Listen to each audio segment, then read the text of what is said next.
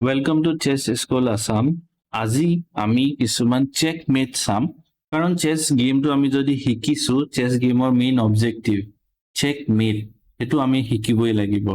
তো চেকমেটৰ পজিশ্যনছ কিছুমান চাম আৰু ইণ্টাৰেষ্টিং দুটা গেম, আৰু সেই দুটা গেম বিৰাটেই শ্বৰ্ট গেম হয়, 3টা চাল আৰু 2টা চালত কেনেকে চেকমেট কৰিব পাৰি সেই বস্তুটো আমি চাম। প্ৰথম পজিশ্যনটো আমি চাইছো, ইয়াত আমি জানিম কেনেকে কুইনে চেকমেট কৰিব পাৰে। কুইনে চেকমেট কৰাটো বৰ ইজি, কিন্তু আমাক এটা সাপোৰ্ট দৰকাৰ হয়।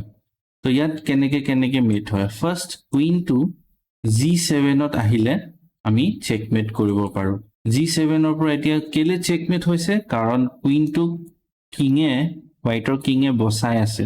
সেকেন্ড, যেতিয়া ব্লেকৰ কিংটো এটেক হৈছে, ব্লেকৰ কিংটোৰ কাৰণে যাবলৈ কোনো স্কুৱেৰে নাই, লগতে এনেকুৱা কোনো গুটি ব্লেকৰ ওচৰত নাই যিটো গুটিয়ে কিংটোক বচাব পাৰে।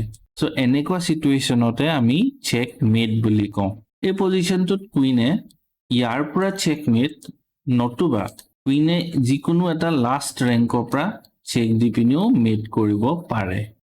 ইয়াতো আমি যদি দেখি পাইছো, কিংটো ওপৰলৈ আহিব নোৱাৰে, কাৰণ বগা ৰজাটোৱে এইকেইটা ব্লক কৰি থৈছে, আৰু নিজে সাইডৰ স্কোয়াৰ কিটাটো যাব নোৱাৰে, কাৰণ কুইনে দুইটা স্কোয়াৰ ঢুকি পায়। সো এই পজিশ্যনটোকো আমি কম চেকমেট বাই কুইন। এইবাৰ আমি ৰুকেৰে চেকমেট দিয়াটো শিকিম। ৰুকেৰে চেকমেট দিয়াটো একেবাৰে সহজ। যেতিয়া অপনেন্টৰ ৰজাটো কোনো স্কোয়াৰত যাব নোৱাৰা হৈ যায়, তেতিয়া আমি ৰুকেৰে এনেকে চেক দিলে, তেতিয়া অপনেন্টৰ কিংটোক আমি চেকমেট বুলি ক'ব পাৰো।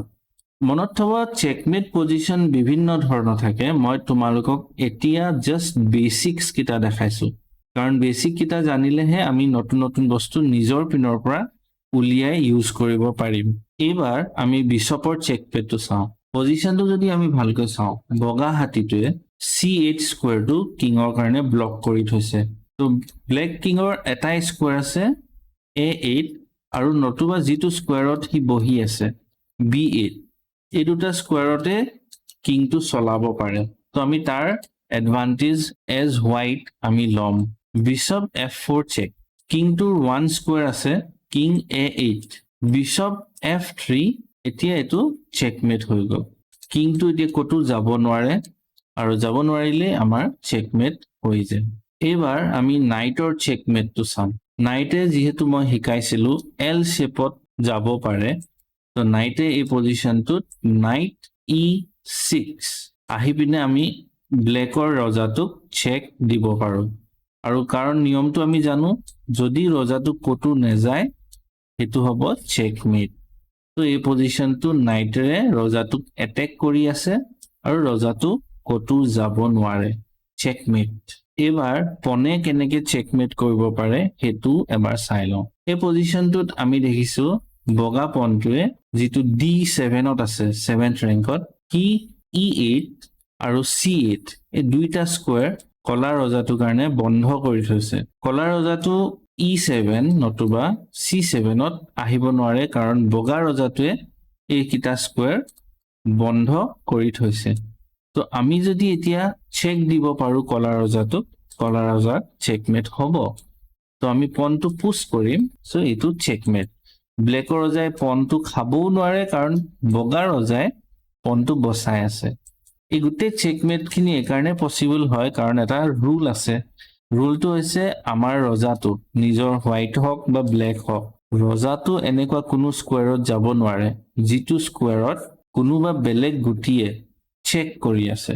ঠিক তেনেকে এই পজিশ্যনটোত কলা ৰজাটোৱে এই পনটো খাব নোৱাৰে। পনটো খোৱা মানে কি, স্কোয়াৰটোত যাব।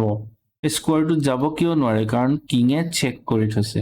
আৰু বগা ৰজাটো এইটো স্কোয়াৰত যাব নোৱাৰে, কলা ৰজাটোৱে চেক কৰি আছে।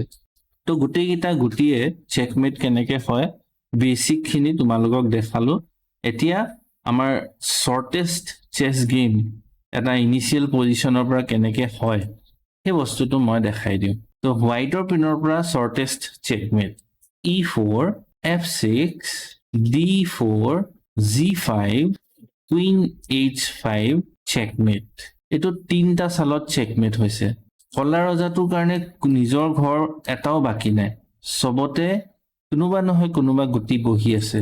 বিশ্বপটো চিধা নাহে, আহাহেঁতেন ব্লক কৰিব পাৰিলেহেঁতেন, কিন্তু নাহে। নাইটটো তেনেকুৱা একেই অৱস্থা, মাজত পাতিব নোৱাৰে। তো এতিয়া কোনো পণো নাই, যিহেতু পণকেইটা আগবঢ়াই দিলে এইটো চেকমেট হৈ গ'ল। বগাৰ পিনৰ পৰা এইটো শ্বৰ্টেষ্ট ইনিচিয়েল পজিশ্যনৰ পৰা চেকমেট।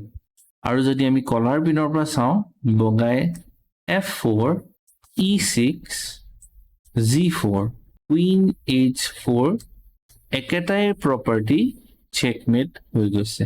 তো আজি ভিডিঅ'টো এইটো ওপৰতে আছিলে, চেকমেট। তো আশা কৰোঁ চবে বুজি পালা। যিসকলে চেছ শিকিব বিচাৰিছে তেওঁলোকক এই ভিডিঅ'ছখিনি শ্বেয়াৰ কৰিবা, আৰু যদি এডমিশ্যন ল'ব বিচাৰিছা তেনেহ'লে আমাৰ ফোন নম্বৰটোত ফোন বা হোৱাটছএপৰ যোগেদি আমাক যোগাযোগ কৰিলেই হ'ব। ঠিক আছে, আজিলৈ ইমানেই। নেক্সট ক্লাছত আকৌ লগ পাম। Bye bye.